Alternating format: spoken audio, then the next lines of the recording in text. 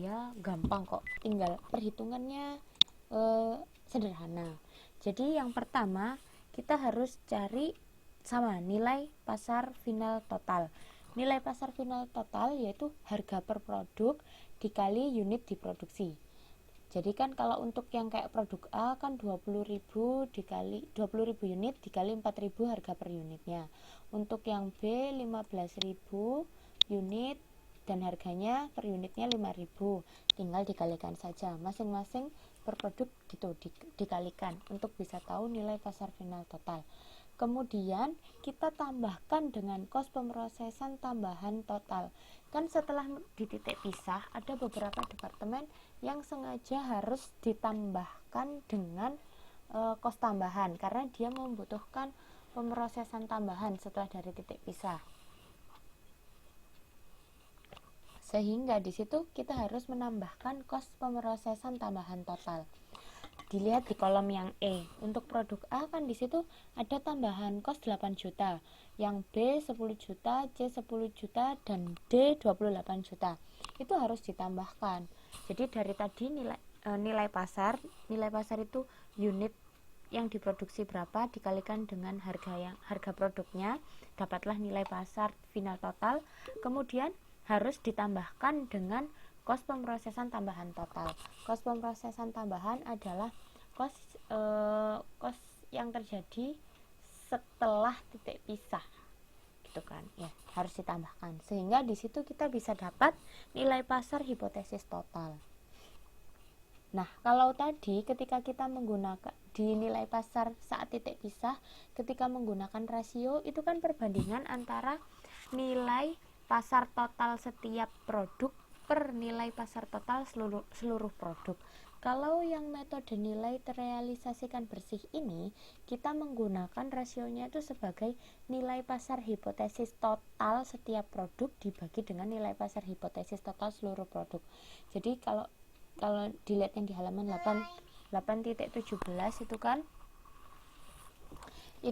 rasionya kan untuk yang produk A 72/265 itu dapat dari 72 juta, yaitu nilai pasar hipotesis total produk A dibagi dengan keseluruhan nilai pasar hipotesis total 265 juta, yaitu rasio untuk produk A. Yang produk B sama 65 juta dibagi 265 juta, begitu seterusnya sampai yang D. Pokoknya patokannya menggunakan nilai pasar hipotesis total. Kalau yang tadi kan nilai pasar total, yang ini nilai pasar hipotesis total. Kemudian sama kayak yang tadi dikalikan kos bersama. Akhirnya kita bisa dapat alokasinya berapa. Itu adalah alokasi cara menghitung pengalokasian kos bersama ketika kita menggunakan metode nilai terrealisasikan bersih. Nah, kalau misalkan kita ingin tahu kos produksinya berapa, ya berarti alokasi ini tadi, masing-masing nilai alokasi ini ditambahkan dengan kos pemrosesan tambahan total. Jadi kos alokasi ini tadi, baik yang nilai pasar saat titik pisah maupun yang metode nilai terrealisasikan bersih, ini nanti harus ditambahkan dengan kos pemrosesan tambahan total. Nih, kos pemrosesan tambahan total seperti itu.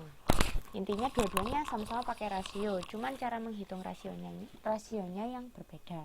Itu. Oke. Terus kemudian kita menuju ke metode output fisik. Nah, metode output fisik ini juga menggunakan rasio, tapi rasio yang digunakan itu adalah jumlah output produknya. Nah, kalau yang tadi itu menggunakan nilai pasar total dan nilai pasar hipotesis. Kalau yang ini jumlah output. Jadi di sini kan yang A unit yang diproduksi itu 20.000, yang B 15.000, C 10.000 dan D 15.000. Kemudian totalnya 60.000 yang diproduksi. Nah, rasionya kalau menggunakan metode output fisik, rasio untuk yang produk A itu 20.000 dibagi dengan 60.000. Untuk yang B 15.000 dibagi 60.000. Yang jelas berdasarkan unit yang diproduksi gitu. Di unit yang diproduksi produk tertentu dibagi dengan total unit yang diproduksi gitu. Jadi yang A 20.000 dibagi 60.000, yang B 15.000 dibagi 60.000, yang C 10.000 dibagi 60.000, dan yang D 15.000 dibagi 60.000. Kemudian sama kayak tadi dikalikan kos bersama sehingga kita bisa tahu pengalokasiannya masing-masing berapa. Untuk yang A kita akhirnya bisa tahu 50 juta pengalokasiannya, B 37.500 dan seterusnya. Itu cara mengalokasikan ketika menggunakan metode output fisik. Jadi kita menggunakan jumlah output yang dihasilkan sebagai patokannya. Tuh. Oke, masih ada 2 metode lagi, tapi ada di PowerPoint yang terpisah. Sebentar, saya buka PowerPoint-nya dulu ya, sebentar.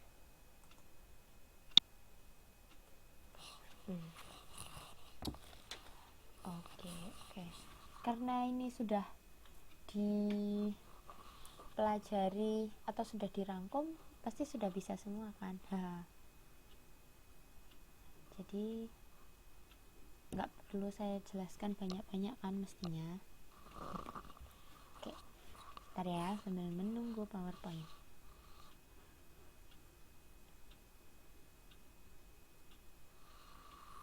Nah, ini ya. Oke, untuk metode pengalokasian kos bersama yang ketiga adalah namanya metode kos unit rata-rata.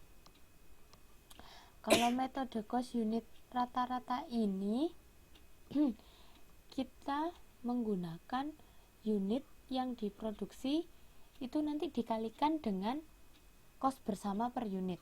Kalau tadi kan di soal kan diketahui bahwa kos bersamanya itu sebesar 150 juta. Nah, untuk bisa tahu kos bersama per unit ini kan kos bersama per unitnya kan sama semua 2.500.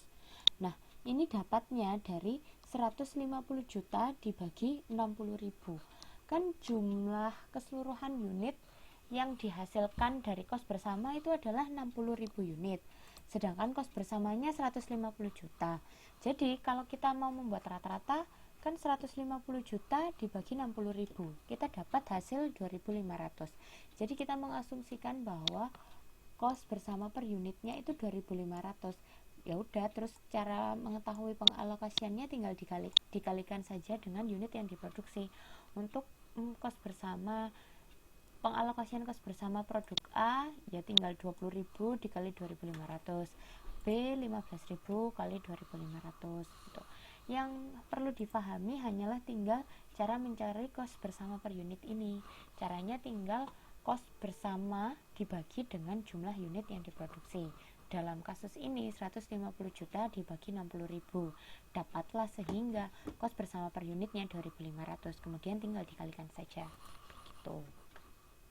Oke, sedangkan untuk metode yang berikutnya, metode rata-rata berbobot, di sini kita menggunakan bobot. Nah, bobot ini kita sendiri yang menentukan. Mau bobotnya itu berapa, itu benar-benar kita yang menentukan. Tapi nggak boleh sembarangan, harus berdasarkan proporsi. Kalau memang ternyata misalkan dalam soal ini ya, coba dilihat di modul di halaman 8.19. Di situ kan ada produk A 3 poin, produk B 12 poin, produk C 13,5 poin, produk D 15 poin. Kan yang paling besar kan yang produk D kan 15 poin. Berarti kita bisa dapat mengasumsikan bahwa ternyata di antara dalam pembuatan produk A sampai produk D yang banyak memakan kos bersama itu adalah produk D. Jadi yang kira-kira kita dalam membuat poin itu harus memperhatikan bahwa di antara beberapa produk yang diproduksi itu yang paling banyak menyerap kos produksi itu yang mana? Lah, yang paling banyak itu harus dikasih poin yang paling gede atau dikasih bobot yang paling gede, seperti itu. Kayak yang di sini, ternyata produk D paling banyak dan produk A paling sedikit. Ya udah dikasih poin yang A bobotnya atau poinnya paling kecil, sedangkan untuk yang D yang paling besar. Nah, terus cara menghitungnya gimana? Tinggal unit yang diproduksi dikalikan dengan bobot dan kemudian kita bisa dapat unit bobotan. Kan kalau untuk yang